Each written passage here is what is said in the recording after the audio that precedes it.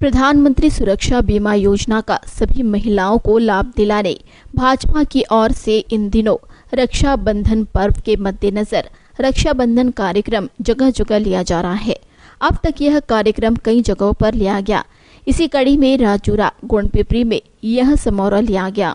इस पर्व अवसर पर लिए गए समारोह में श्री हंसराज भैया की हजारों मानी बहनों ने उनकी कलाई राखियों से भर दी और मंत्री जी ने सारी बहनों को उपहार के रूप में बीमा योजना का लाभ दिलाया। साथ ही निराधार महिलाओं के लिए आजीवन बीमा का ऐलान किया। इसके अलावा भाजपा की ओर से शुरू किए गए कई योजनाओं की उन्होंने जानकारी दी ताकि वे सभी योजनाओं से वंचित न रहे और लाभ ले सके।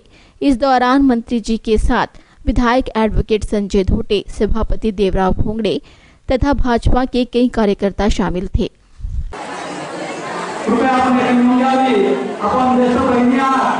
आमच्या सर्व पदाधिकाऱ्यांचे आदेश बघूया, त्यामुळे आपण उद्या राखी बांधताना पाया पूर्ण रचने केली भाऊबीज केली। पण या वर्षीचा वेगळा कार्यक्रम या करता सरकार बदललं, देशामध्ये परिवर्तन आलं। देशाचे प्रधानमंत्री म्हणून नरेंद्रजी मोदी हे आमचे सर्वांचे प्रधानमंत्री पदावर सर्वात लाडके प्रधानमंत्री म्हणून सिद्ध झालेले आहे। महाराष्ट्रामध्ये सरकार बदललं, देवेंद्र फडणवीस जी आपल्या महाराष्ट्राचे मुख्यमंत्री बनले आणि याही भागामध्ये पहिल्यांदा विधानसभा आम्ही जिंकली। संजय बाबू आमदार बनले, मी 4दा खासदार, तुमचं आशीर्वाद आहे। आणि सर्व विरोधामध्ये काम करणारी लोक आता सत्तेमध्ये आले। सत्तेमध्ये आल्यानंतर काही ना काही बदल घडत आहे असं लोकांना जाणून पण लागलेलं आहे। जीवनामध्ये माणसांना एक गोष्टीची खूप गरज असते, ती म्हणजे सुरक्षितता। ही सुरक्षितता कोणती कोणती आहे? एक तर आपल्या जीवनामध्ये आपण कष्टाने केवळ रोजगार प्राप्त करून आपण जीवन सुरक्षित केलं पाहिजे।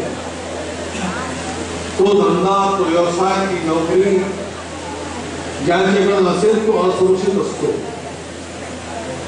ही सुरक्षितता आपल्याला पाहिजे आणि दुसरी पण सुरक्षितता असली पाहिजे की आपण आहोत आणि आपल्यानंतर आपलं कुटुंब, आपलं परिवार, आपली मुलं बाळ यांचं काय, ही चिंता प्रत्येक व्यक्तीला, प्रत्येक माणसाला, प्रत्येक महिलेला त्रस्त करत असते। आणि म्हणून त्यामध्ये सुरक्षितता पाहिजे। दगदगीच्या हालाकीचे जीवन जगणारे या देशातला ग्रामीण समाज, शेती, शेतमजुरी या सर्वांच्या माध्यमातून कुटुंबाचं आपण पोषण देत असताना पुरुषांच्या बराबरीला महिलाही आजकाल कुटुंब चालवण्यामध्ये पूर्ण भाग घेतात। रोजी मजुरी, काम, सर्व प्रकारची कामं करून आपण आपल्या कुटुंबाला हातभार लावणाऱ्या भगिनी या ठिकाणी आलेल्या आहेत। पहिले दिवस होते की बाई, महिला, भगिनी म्हटलं की चूल, पण आजच्या गरिबीच्या, दगदगीच्या जीवनामध्ये, महागाईच्या जीवनामध्ये चूल सांभाळूनही आता भगिनी मजुरी केल्याशिवाय घर चालत नाही। ही सर्व दगदग या देशामध्ये गेली 65 वर्ष राज्य करणाऱ्या लोकांनी उभी करून ठेवलेली आहे। गरिबी हटावून नारा दिला होता, गरिबी हटली असती तर गरिबी आज आपल्यापाशी बीपीएलचे कार्ड मागणाऱ्या लोकांची रांग कशाला लागली असती, घरकुल या म्हणणारे लोक आपल्या मागे धावले कशाला असते, शेतकरी कर्जमध्ये राहिला असता, तो जो शेतकरी आत्महत्या करतोय तो करू शकला असता।